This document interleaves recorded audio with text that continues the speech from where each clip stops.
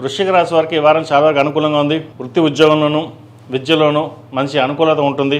ఆరోగ్యం కుదుటపడుతుంది. మీరు ఏదైతే అనుకున్న కోరికలు ఏవైతే ఉన్నాయో అది నెరవేరుతుంది. ఉద్యోగంలో పేరు ప్రఖ్యాతలు లభించే అవకాశం గోచరిస్తోంది. అదేవిధంగా వివాహ సంబంధించిన వ్యవహారాలు సానుకూలపడతాయి. భాగ్యాధిపతి దశమాధిపతి అయిన రవి సప్తమంలో ఉన్నారు. అదేవిధంగా అష్టమ లాభాధిపతి అయిన బుధుడు సప్తమంలో ఉన్నారు. భార్యాభర్తల మధ్య చిన్నపాటి విభేదాలు వచ్చే అవకాశం గోచరిస్తోంది. భాగస్వామ్య వ్యాపారాలు బాగుంటాయి. మీరు తీసుకున్న నిర్ణయాలు ఏవైతే ఉన్నాయో 10 మందికి ఆమోదయోగ్యంగా ఉంటుంది. సంతాన అభివృద్ధి బాగుంటుంది.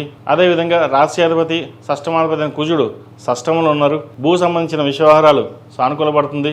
రియల్ ఎస్టేట్ రంగంలో ఉన్న వారికి, సాఫ్ట్వేర్ రంగంలో ఉన్న వారికి, వైద్య వృత్తిలో ఉన్న వారికి కాలం అనుకూలంగా ఉంది.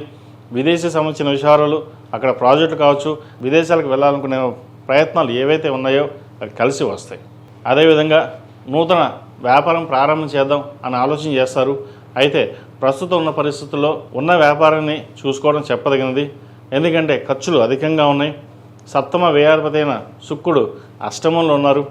అనుకోని ఖర్చులు, అనుకోని అతిథులు రావడం వల్ల మనం ఎంత సంపాదించామో అంత ఖర్చు పెట్టాల్సిన పరిస్థితి గోచరిస్తోంది. కాబట్టి ఏదైనా సరే ఒక లిమిటేషన్స్లో ఉండి ముందుకు వెళ్ళాలి.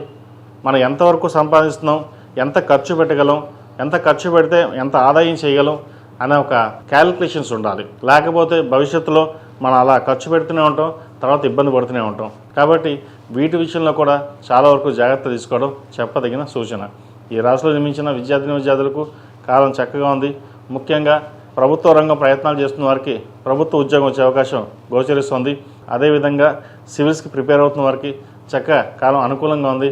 ప్రయత్నాలు ప్రారంభించండి, మంచి అవకాశాలు కలిసి వస్తాయి.